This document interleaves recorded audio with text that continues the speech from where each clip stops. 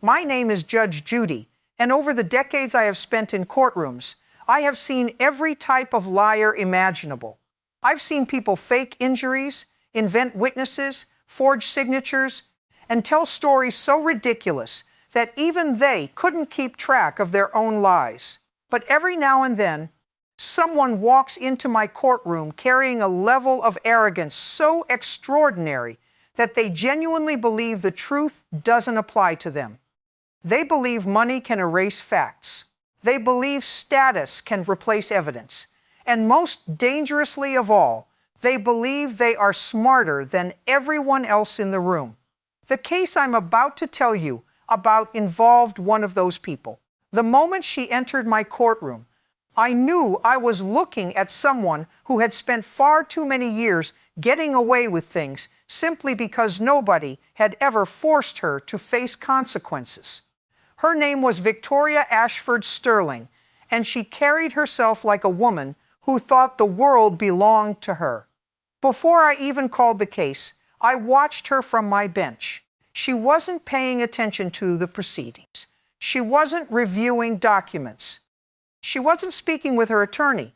Instead, she was staring at her phone with the expression of someone irritated by the inconvenience of being required to participate in the justice system. She sat there wearing a designer outfit that probably cost more than most families spend on rent in a year. Diamonds glittered from her wrists, her fingers, and her ears. Every detail of her appearance seemed carefully selected to send one message: I am rich, and therefore I am important. Across the courtroom sat the plaintiff, Emma Rodriguez. The contrast between the two women was impossible to ignore. Emma wore a simple cleaning uniform, no expensive jewelry, no designer handbag, no attempt to impress anyone. She sat quietly holding a thick binder filled with documents, photographs, schedules, and messages. While Victoria projected entitlement, Emma projected preparation.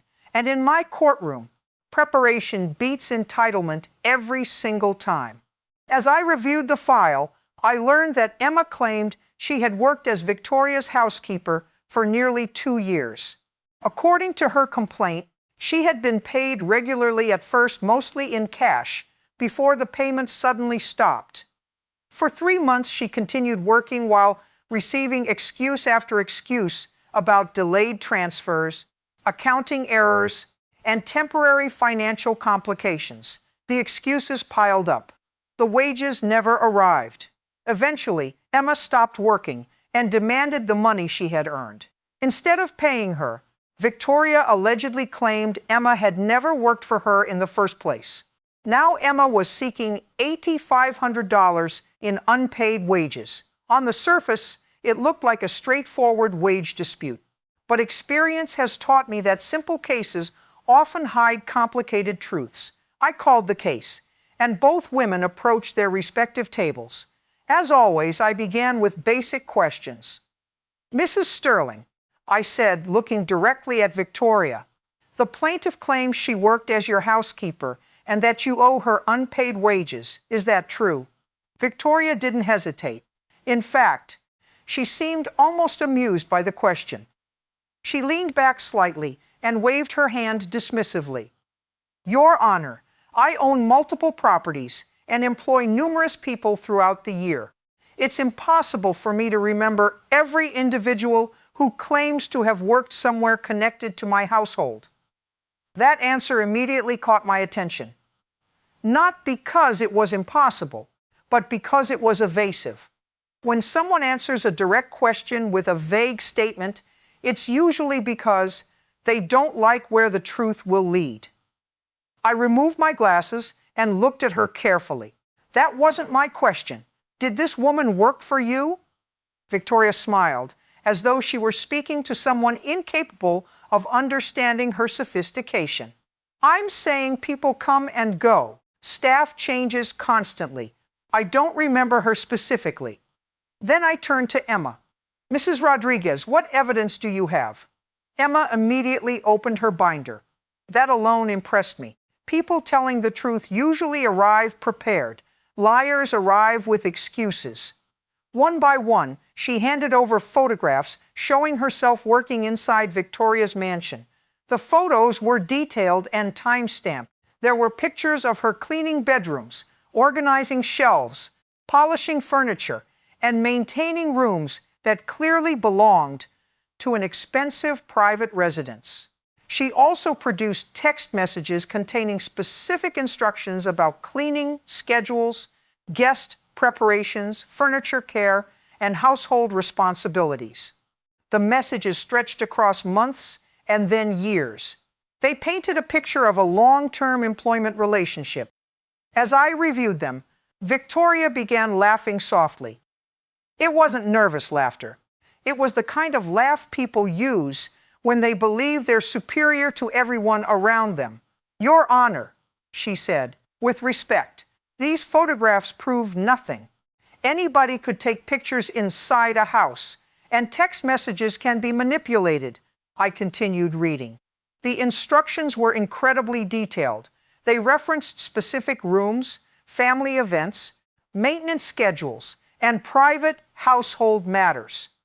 It would have been extraordinarily difficult for someone to fabricate years of communications with that level of consistency. I asked Victoria again, "You're telling me you have no recollection of this woman?" Victoria folded her arms confidently. "None whatsoever." Emma then presented a check. It was issued from one of Victoria's personal accounts and made payable directly to Emma Rodriguez. The amount matched a month's wages. The date aligned perfectly with Emma's timeline. I held up the check. "Can you explain this?" For the first time, Victoria hesitated. Only briefly, but I noticed it. Then she recovered. "It could have been for temporary work, one-time assistance. It certainly doesn't prove she was my employee for 2 years." Her lawyer remained silent. That was another thing I noticed. Attorneys generally speak when the facts support them. They remain quiet when their clients are creating problems. Emma continued calmly. She explained how payments initially arrived through checks before eventually shifting to cash. According to her, Victoria specifically requested the change because it was more convenient. I watched Victoria carefully while Emma spoke. Her facial expressions changed repeatedly. Surprise, annoyance, concern, then arrogance again. It was like watching someone desperately cycle through strategies, trying to find one that worked. Then came the moment that told me everything I needed to know about her personality. Looking directly at me, she said, "Your Honor, people at my level of wealth operate differently. Managing household employees isn't something most people understand. There are financial strategies involved that aren't common knowledge."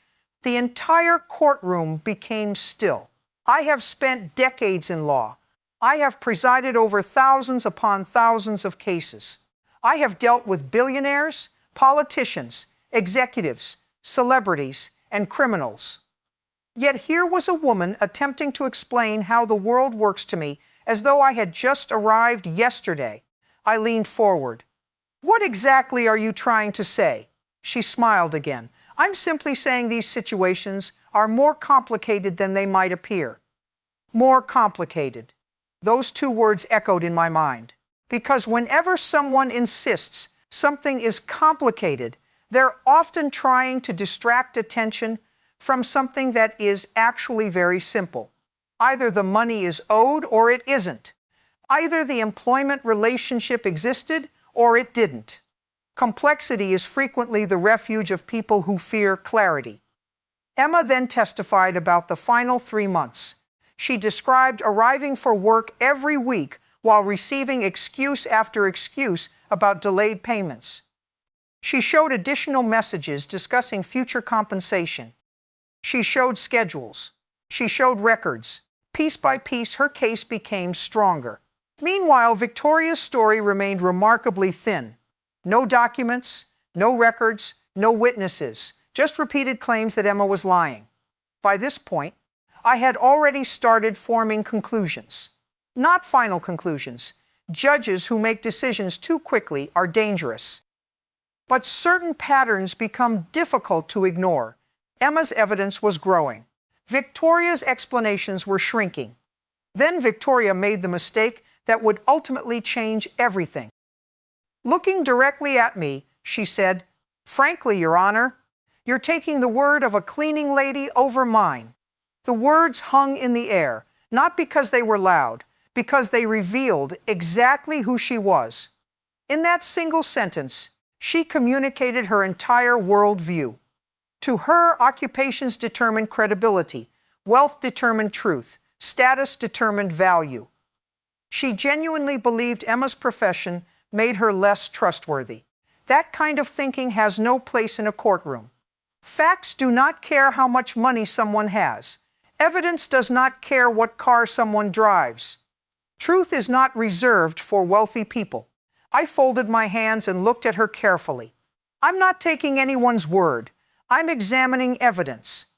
She seemed irritated by that response, almost offended.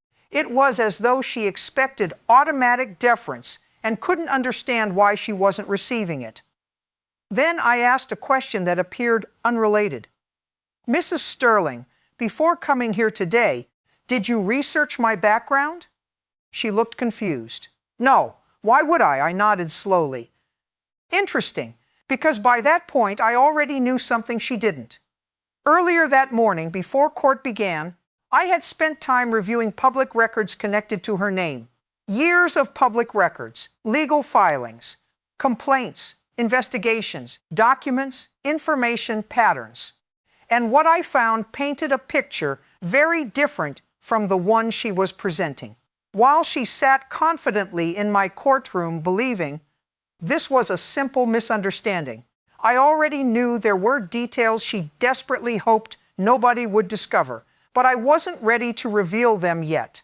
A judge's job isn't to ambush people. A judge's job is to give them opportunities to tell the truth. Sometimes people take those opportunities. Sometimes they bury themselves instead. Victoria was choosing the second option. I asked her one final time, "Under oath, are you stating that Emma Rodriguez was never your personal housekeeper?" She sat up straight and answered without hesitation. "Absolutely. She never worked for me in the way she's claiming." I nodded. "You're certain?" "Completely certain." Her confidence couldn't have been stronger. She looked proud of herself, victorious even.